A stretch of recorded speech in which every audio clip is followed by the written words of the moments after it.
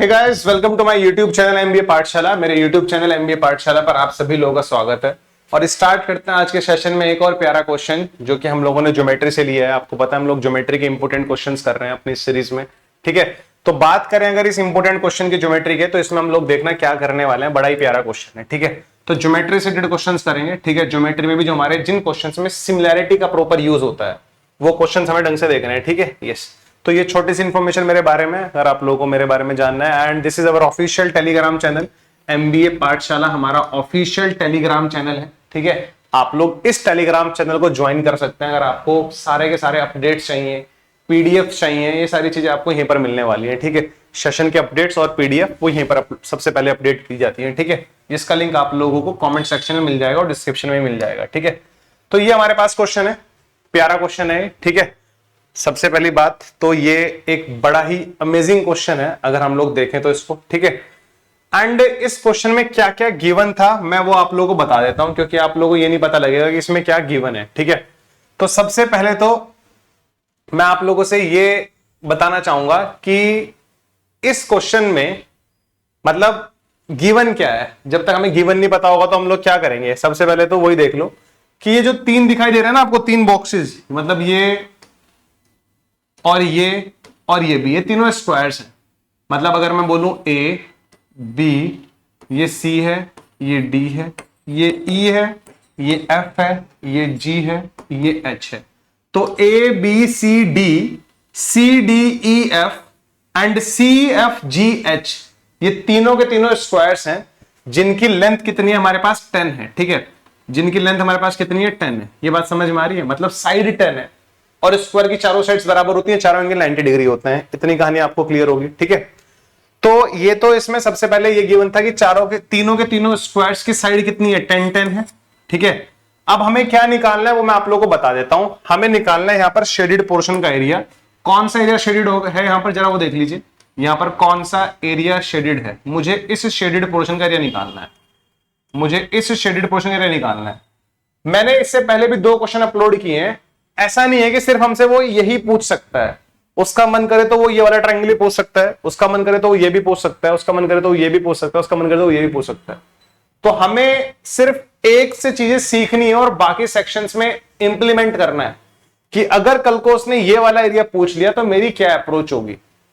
मतलब जो अप्रोच में इस पार्ट को सोल्व करने के लिए लगा रहा हूं, क्या वो अप्रोच मेरी इसमें भी काम करेगी, क्या वो अप्रोच मेरी इस वाले एरिया को निकालने में भी काम करेगी। तो वो आपको सोचना है, ठीक है। हम तो एक पार्ट बता दिया, बट उसके आगे का तो आप सोचना पड़ेगा ना यार आपको, ठीक है, कि कहां पे आप देख सकते हो।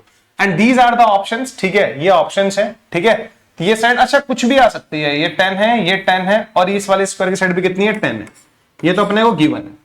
कैसे सोल्व होगा क्वेश्चन जरा वो देख लेते हैं। क्वेश्चन को सोल्व करने के लिए ना एक कॉन्सेप्ट आप लोगों को पता होना चाहिए। जैसे मैं बोलता हूं, मैंने कहा भाई ये वाली लाइन इस लाइन के पैरेलल है, ठीक है। ये वाली लाइन दोनों पैरेलल हैं, दीज आर पैरेलल लाइंस, ये पैरेलल लाइंस हैं।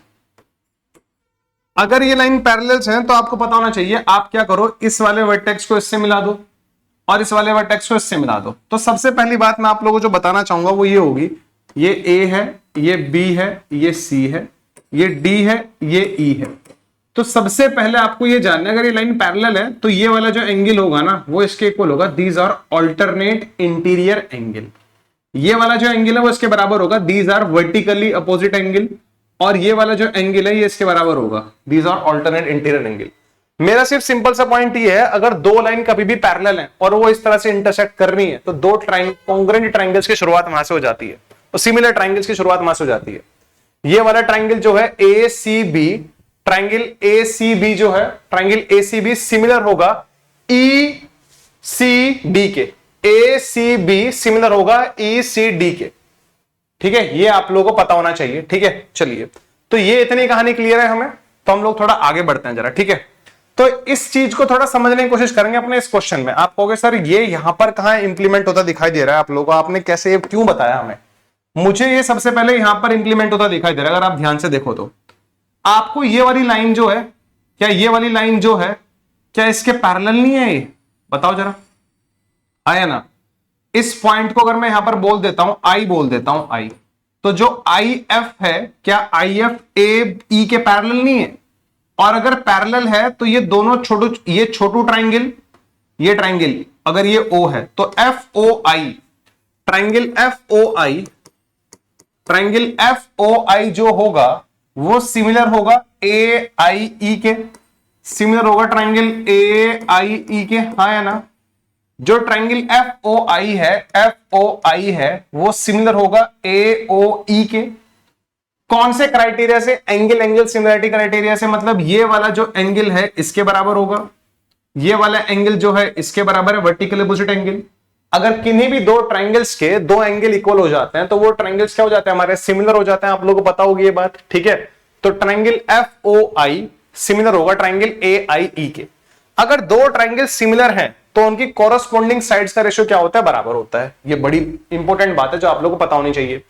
आप बोलोगे सर ठीक है, मतलब मैं ये कहना चाह रहा हूं यहां से जो हमारा IF और AE का रेशियो है ना वो मतलब सेम होगा जो बाकी अदर साइड्स के, मतलब ठीक है। तो मेरा सिंपल सा पॉइंट ये है, कोई मुझे ये बता सकता है यहां पर IF का वैल्यू कितना होगा? बड़े इजीली आप बता सकते हो। आपको पता है ये 10 होगा।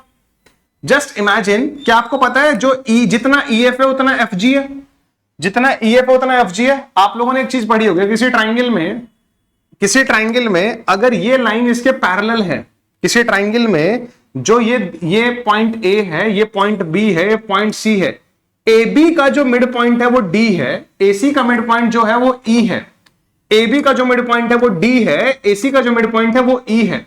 अगर इनके मिड पॉइंट्स को मिलाकर एक लाइन जो बनाई जाती है वो तीसरी लाइन की क्या होती है? पैरेलल होती है और हाफ होती है। बट द कंडीशन इज ये मिड पॉइंट होने चाहिए। अगर ये दोनों मिड पॉइंट है तो ये पैरेलल भी होगी और इसका हाफ भी होगी, but the condition is mid point होने चाहिए।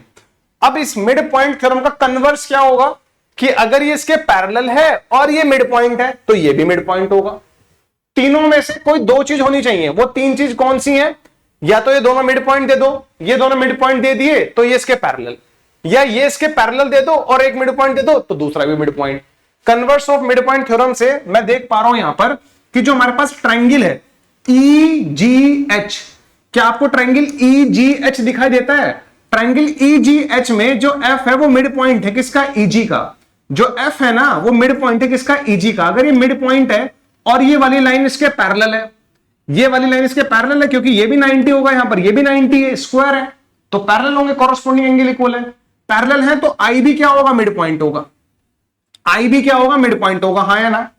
यस और नो जरा मुझे बताओ, I भी क्या होगा? मिड पॉइंट होगा। और अगर I भी मिड पॉइंट है तो आप लोगों को पता होना चाहिए I अगर इसका मिड पॉइंट है तो ये दोनों तो कॉन्ग्रेंट होते दिखाई दे रहे होंगे आप लोगों को। ये वाला 90, ये 90, ये 90, ये 90 है, इसके बराबर ये 10 10 तो RHS से कॉन्ग्रेंट हो जाएंगे। तो जितना GI है उतना ही FI होगा। हर लेवल पे ब्रेक करने की कोशिश करो। आपको ये भी पता लग गया जो ये पॉइंट है ये EH का मिड पॉइंट है, EH का मिड पॉइंट है तो ये दोनों आपस में बराबर होंगे, ये दोनों आपस में बराबर हैं। ये वाला एंगल इनके बराबर होगा, ये 90 ये 90, यहां पर दोनों ट्रायंगल कॉन्ग्रेंट हो गए। कॉन्ग्रेंट से जितना GI है उतना ही IF होगा, जितना GI है उतना IF होगा। ये पूरा 10 है तो ये 5 होगा, ये ऊपर भी 5 होगा। हर लेवल पे क्वेश्चन को ब्रेक करने की कोशिश करो, हर लेवल पे क्वेश्चन को ब्रेक करने की कोशिश करो बच्चे, हर लेवल पर क्वेश्चन को ब्रेक करने की कोशिश करो, ठीक है। यस, तो मेरा सिंपल सा पॉइंट ये है, सिमिलैरिटी लगा लो चाहे कॉन्ग्रुएंसी लगा लो, but at the end of the day आपको ये पता होना चाहिए भैया ये वाली जो लेंथ है ना ये 5 होगी, ठीक है। कॉन्ग्रुएंसी भी लगा सकते हो ना, कॉन्ग्रुएंसी लगेगी तो कौन से ट्रायंगल में लगेगी? इस वाले ट्रायंगल में और इस वाले ट्रायंगल में। 90 90, ये वाला एंगल इसके इक्वल तो ये वाली साइड इसके इक्वल। अभी प्रूफ करिए तो एंगल साइड लगा लो, आराम से प्रूफ हो जाएगा। एंगल साइड, इधर से एंगल साइड, क्योंकि ये मिड पॉइंट होगा, EH का मिड पॉइंट होगा। तो ये हम लोगों ने मिड पॉइंट थ्योरम भी लगा ली यहां पर, ठीक है। मिड पॉइंट थ्योरम लगा लो, कॉन्ग्रुएंसी लगा लो, कुछ भी लगा लो, बट तुम्हें पता होना चाहिए भैया ये जो इतनी लेंथ है ये पूरे का आधा होगा, 5 होगा। मैं सिर्फ आपसे पूछना चाहता हूं FI, इधर से अगर हम लोग FI लें तो उधर से क्या लेंगे? AE लेंगे। तो FI और AE का जो रेशो आ रहा है, FI कितना है? 5 है और AE कितना है? 20 है। तो 5/20 रेशो कितना आ रहा है साइड का? 1:4। दो सिमिलर ट्रायंगल की जो साइड का रेशो आ रहा है वो 1:4 आ रहा है। दो सिमिलर ट्रायंगल की जो साइड्स का रेशो आ रहा है वो 1:4 आ रहा है। सिमिलरिटी पढ़ाते टाइम मैंने आप लोगों को बताया था, अगर दो सिमिलर ट्रायंगल्स की साइड्स का रेशो 1:4 है तो उनकी हाइट्स का रेशियो भी 1:4 होता है, उनकी कॉरस्पॉन्डिंग मीडियंस का रेशियो भी 1:4 होता है, एंगल बाइसेक्टर रेशियो 1:4 होता है। तो ये सब हमें क्लियर हो गया होगा, ठीक है। हाँ, ये पता है ना अपने को, अगर दो सिमिलर ट्राइंगल है, सिमिलर ट्राइंगल में उनकी हाइट का रेशियो 1:4 है, साइड का रेशियो 1:4 है, तो हाइट का रेशियो 1:4 होगा। अब कौन सी हाइट लेने वाला हूं जरा ध्यान से देखना, ये सब हटा रहा हूं ताकि थोड़ा सा क्लियर दिख जाए इमेज में, ठीक है। अबे यार ये क्या हो गया, मुझे लेना है इरेजर, ये यहां से हटा रहा हूं मैं, थोड़ी क्लैरिटी जिससे आ जाए हमें, ठीक है। ठीक है, चलो इनका नामकरण बाद में कर लेंगे। I think this was F, और ये पॉइंट हमारे पास ओ था, है ना, ओ था ना, ये FOI, FOI ए, हाँ F, this was O, this was O and this was I. तो अगर मैं यहां से इनकी हाइट निकालता हूं तो ये पॉइंट से इसकी हाइट तो ये होगी, इसकी हाइट इधर ये होगी, ये बात समझ में आ गई। तो यहां से ए, अगर ये मान लो पॉइंट, इसको कुछ मान लो IM मान लो, इसको IE मान लो, छोटे वाले ट्रायंगल की हाइट A, इसको N मान लो, छोटे वाले ट्रायंगल की हाइट IN है, तो बड़े वाले ट्रायंगल की हाइट IM। तो अगर इनके साइड्स का रेशियो 1/4 है, तो इनकी हाइट का रेशियो यानी कि IN अपॉन IM का रेशियो भी 1/4 होगा। और ये लिखने की बात है ना, ऑरली क्या करो, ये रेशियो 1:4 है और ये पूरा 10 है, आपको पता है। तो 10 को 1:4 के रेशियो में ब्रेक करोगे तो एक्चुअल में कितना आएगा, 2 आएगा, और एक्चुअल में कितना आएगा, 8 आएगा। तो IM का वैल्यू कितना आ रहा है, 8 आ रहा है, IN का वैल्यू कितना आ रहा है, 2 आ रहा है। ये IM का वैल्यू कितना है, 8 है, इसका बेस कितना है, 20 है, हाइट कितनी है, 8 है। इस वाले ट्रायंगल की बात कर रहा हूं मैं, इस वाले ट्रायंगल को देखो जिसका हमें एरिया निकालना था। अब ये एरिया आराम से निकल गया, इसका बेस मालूम है 20, हाफ बेस कितना है 20, हाइट कितनी है 8।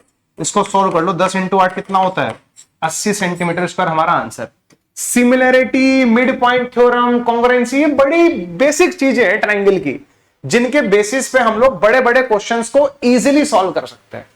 आपको दिखा होगा ये क्वेश्चन सिमिलैरिटी पे बेस्ड था। ये छोटू ट्रायंगल इस बड़े ट्रायंगल के सिमिलर, इनके साइड्स का रेशियो 1:4, तो इनकी हाइट का रेशियो भी 1:4। ये पूरा 10 है, तो 10 में से इधर 2 होगा, इधर 8 होगा। इस वाले ट्रायंगल की हाइट 8 है, बेस 20 है, आंसर आ गया। और मैं जब बताता हूं हर चीज लिख के बताता हूं, क्या तुम्हें लगता है एग्जाम में हम इसको लिख के देखेंगे कि यार ये छोटू ट्रायंगल इसके सिमिलर होगा, दिख रहा है ट्रायंगल सिमिलर होगा, तो लिखने की जरूरत नहीं पड़ेगी वहां पर हमें एग्जाम में, ठीक है। देख लो जरा एक बार, आई होप आप लोगों को समझ में आया होगा कि ये छोटू ट्रायंगल इस बड़े ट्रायंगल के सिमिलर, ये 5 है, ये 20 है, साइड का रेशियो 1/4, तो हाइट का रेशियो भी 1/4, ये 1 होगा तो ये 4 होगा, पूरा 10 है, 10 को 1:4 में ब्रेक करा तो 2 और 8, हाइट 8 है, बेस 20 है, तो half base into height, half base into height 80 answer, ठीक है। आई होप आप लोगों को ये क्वेश्चन समझ में आया होगा, यहां तक की बात आप लोगों को आई थिंक बड़ी अच्छी तरह से क्लियर होगी, ठीक है। चलो, so 80 is the correct answer to this question, ठीक है। चलो नेक्स्ट क्वेश्चन की तरफ बढ़ेंगे अगले सेशन में, उससे पहले क्वेश्चंस को नोट कर लेना और समझने की कोशिश करना, आपका दिमाग खुलेगा। मैक्सिमम क्वेश्चंस करने से एक ही बेनिफिट होता है कि दिमाग खुलता है। कल को हो सकता है वो इस वाले पार्ट का एरिया पूछने लगे आपसे, तो आपको आप इजीली निकाल सकते हो। वो सब कुछ आप पे डिपेंड करता है, ठीक है। चलिए guys, see you guys, bye bye, take care, bye.